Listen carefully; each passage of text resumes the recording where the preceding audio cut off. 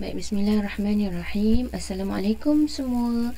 Hari ini kita tengok sirah tahun 1 bagi topik yang pertama. Baik, muka surat yang pertama ataupun tajuk pelajaran kita yang pertama adalah mengenali sirah.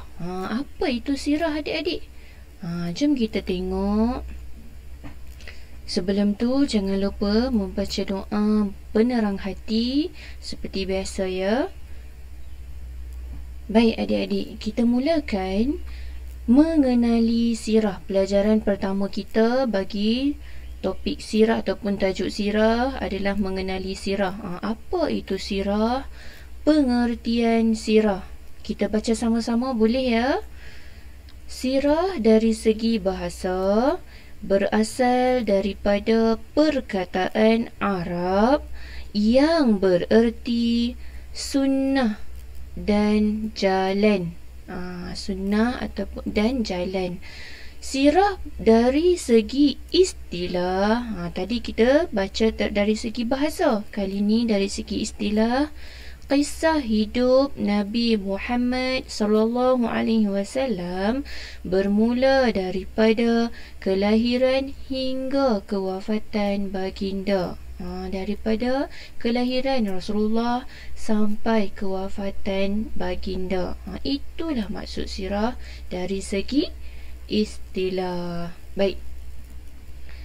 Jom adik-adik kita baca dari mana sebenarnya sumber sirah ni? Dari mana kita dapat kisah-kisah dari sirah ni? Sumber dia. Jom kita tengok dialog antara Ustaz dan Syukri namanya. Assalamualaikum Ustaz. Waalaikumsalam Syukri. Boleh Ustaz sebutkan sumber rujukan sirah?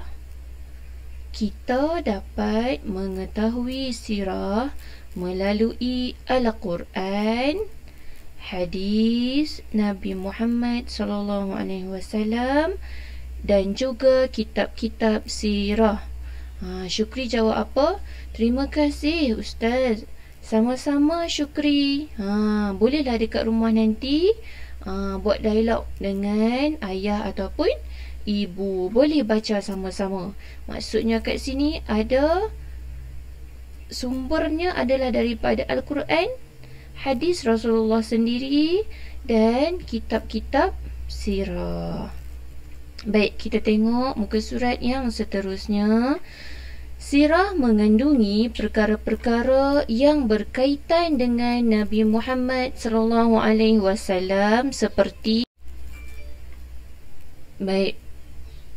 Yang pertama, kehidupan baginda, kelahiran, kehidupan sebelum hijrah, kehidupan selepas hijrah, dan akhir sekali adalah kewafatan Rasulullah.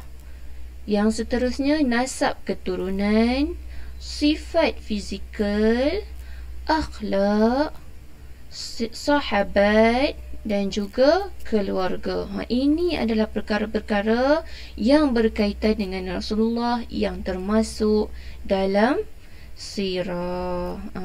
Okey. Baik adik-adik. Jom kita huraikan sedikit sebanyak apakah ini maksudkan dengan kehidupan baginda. Kehidupan baginda daripada lahir, ada apa-apa yang terjadi sewaktu kelahiran Rasulullah, kehidupan sebelum hijrah, apa yang berlaku dalam kehidupan Rasulullah sebelum berlakunya hijrah, dan kehidupan selepas hijrah. Dan akhir sekali adalah bagaimana, bila dan macam mana kewafatan Rasulullah berlaku. Yang seterusnya nasab keturunan. Nasab keturunan ini termasuk adalah nama-nama nenek moyang Rasulullah. Begitu juga dengan keluarga Rasulullah. Ibu dan ayah Rasulullah meninggal di mana, apa yang terjadi. Sifat fizikal. Bagaimana rupa Rasulullah ni? Kita tak tahu, tetapi kita tahu ciri-ciri. Tinggi macam mana, rambut macam mana. Nanti kita akan tengok akhlak Rasulullah ni ada banyak banyak sangat cerita yang bagus-bagus dan mulia tentang Rasulullah ni. Masya Allah. Ini pun kita akan cerita nanti dalam episod ataupun pembelajaran yang akan datang. Sahabat, sebelum ni ada dalam cerita-cerita Ustazah, sahabat-sahabat yang best yang kita perlu tahu dan contohi, insya-Allah. Nanti adik-adik boleh tengok lagi video lain berkenaan sahabat ni. Alright, jom kita tengok muka surat seterusnya, kepentingan sirah.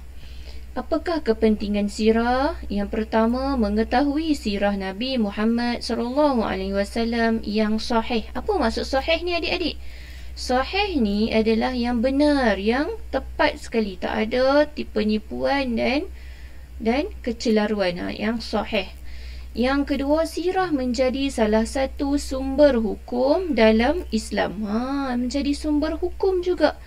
Yang ketiga, dapat mengenali Nabi Muhammad SAW, keluarga dan sahabat baginda. Kita dapat tahu siapa dia keluarga, siapa juga sahabat Rasulullah.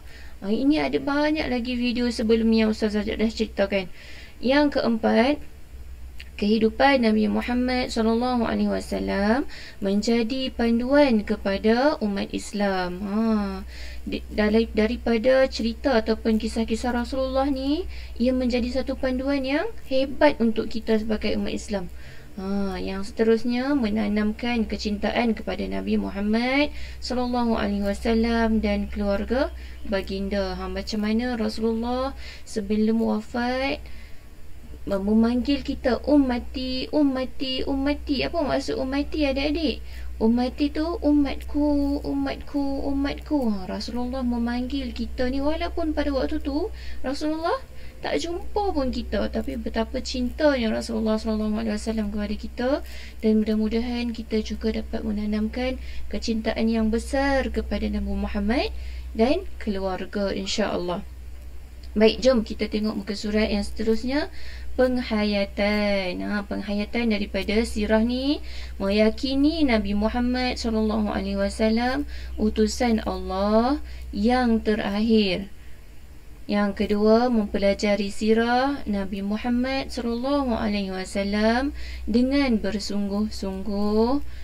Yang ketiga, menghargai jasa dan pengorbanan Nabi Muhammad SAW. Adik-adik, apa yang dikatakan dengan pengorbanan Rasulullah ni?